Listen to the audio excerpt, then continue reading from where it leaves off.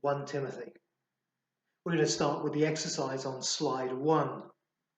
According to 1 Timothy chapter 3 verses 2 to 7, what are the qualifications for local church leadership? Please pause the video at this point to answer the question.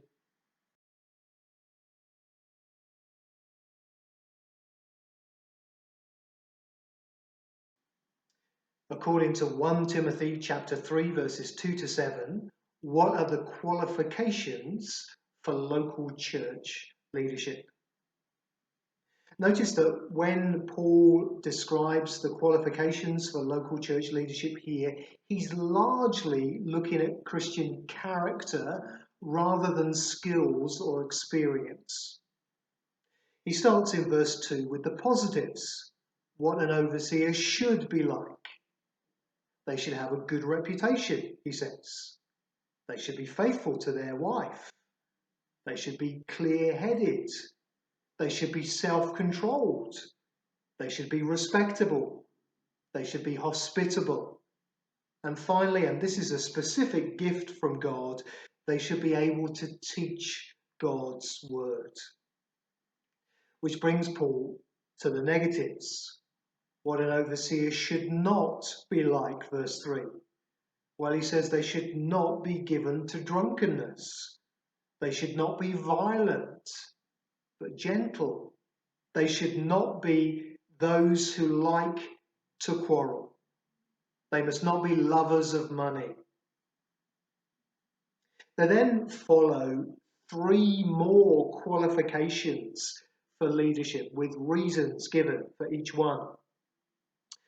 First of all, Paul speaks about the family life of the overseer, verses 4 to 5.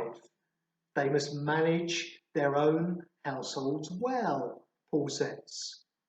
He asks the question, if anyone does not know how to manage his own family, how can he take care of God's church? You see, their home life is a sign of their ability to lead in the church. Second, Paul says that an overseer must not be a recent convert, verse 6, because he might become proud, rather than showing the humility that a mature leader should show.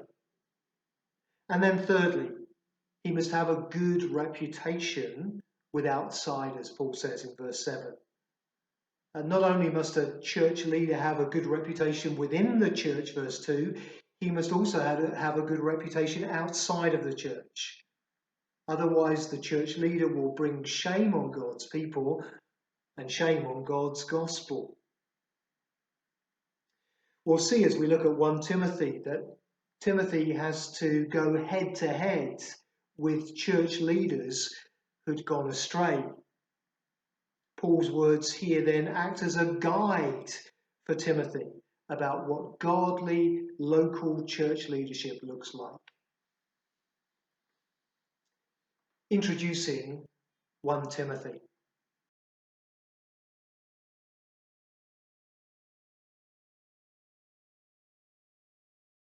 There are 3 letters from Paul that are often referred to as the pastoral epistles, 1 and 2 Timothy and Titus.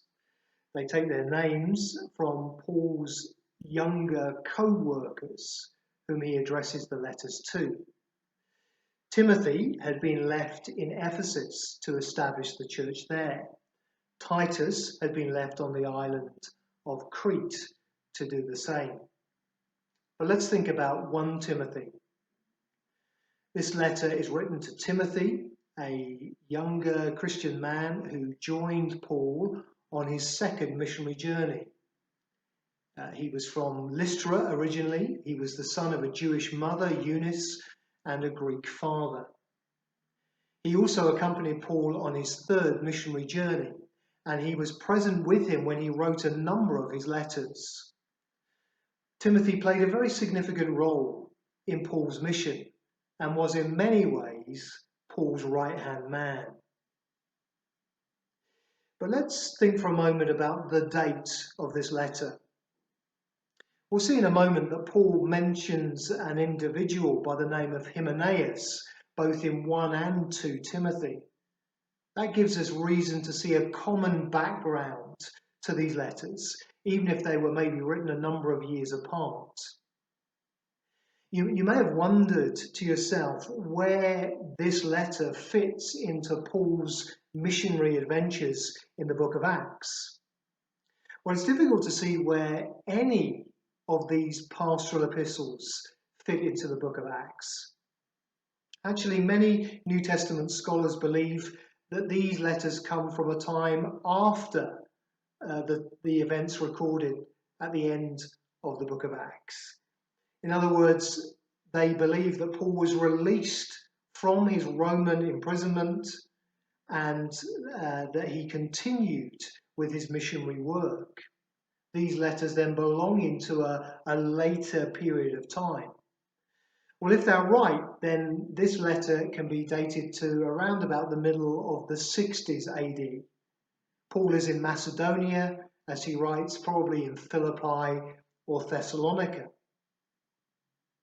Now, the situation behind this letter is that Timothy has been left by Paul in Ephesus to further establish the church there. In particular, at the beginning of the letter, he's told to command certain people not to teach different doctrine any longer. And by different doctrine, Paul means false doctrine. It seems that the certain people described here are church leaders who had wandered, Paul says, from the faith. And Paul names names in these letters. In 2 Timothy, Paul writes about the spreading poison of the teaching of Hymenaeus and Philetus, who destroyed people's faith by saying that the final resurrection had already taken place. The same Hymenaeus is also mentioned by Paul in connection with Alexander in 1 Timothy, who together, Paul says, have shipwrecked their faith. Paul has apparently excommunicated these men from the church. Their teaching was apparently Jewish in nature. It focused on myths and genealogies. But in Paul's estimation, these men were misusing the Old Testament law. As Paul teaches about the later times in 1 Timothy chapter 4, he seems to be referring to these teachers when he describes people who are hypocritical liars, whose consciences have been burnt away, those whose teaching is deceptive and demonic, those who themselves have abandoned the faith, and those who forbid people to marry and tell people to abstain from eating certain foods, these things that God had graciously provided for people's goods. Likewise, when Paul describes the last days in 2 Timothy chapter 3, he again appears to be referring to the Ephesian false teachers. He warns Timothy to have nothing to do with these people who preyed on the vulnerable and who were overwhelmed, he says, by their own evil desires. Those who opposed the truth, those who were foolish and depraved, those who were clearly not what they seemed, those who seemed to be godly teachers, but actually, Paul says, had been disqualified regarding the faith. And this different teaching, this false teaching, was the source of much quarrelling in the Ephesian church, it seems, which was something that Paul tells Timothy he needed to avoid. These teachers were undermining people's faith. They were motivated, he says, by greed and pride. They claimed to be promoting knowledge, but actually they'd been robbed of the truth. And frankly, says Paul to Timothy, they didn't know what they were talking about.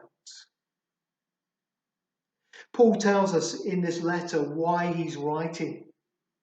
1 Timothy chapter 3, verses 14 to 15. This is what he says. He says, although I hope to come to you soon, I'm writing to you with these instructions so that if I'm delayed, you will know how people ought to conduct themselves in God's household, which is the church of the living God, the pillar and foundation of the truth. Although the letter is written primarily to Timothy, at a number of points, Paul tells Timothy what to tell the Ephesian church. Much of the material was to be passed on to them. Interestingly, when Paul writes, "Grace be with you," at the end of the letter, he's not just writing to Timothy. The you is plural. He's sending a greeting to the whole church. Well, notice at the end of your notes a possible outline of 1 Timothy.